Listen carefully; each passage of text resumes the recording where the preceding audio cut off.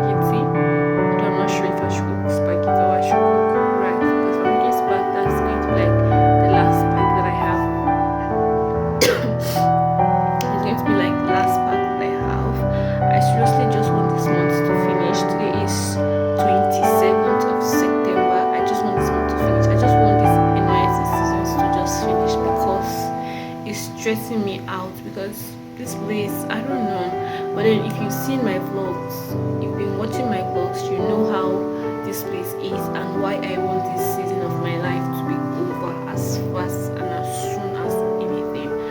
So regardless, while we are still at it, we are still trying to see how we can survive. So I'll just sleep, and then when I wake up, I'll either cook rice or cook spaghetti. I'm not sure yet. So yeah, thank you guys so much for always watching my video. It means a lot. Please keep watching, don't stop, I beg you. Keep watching.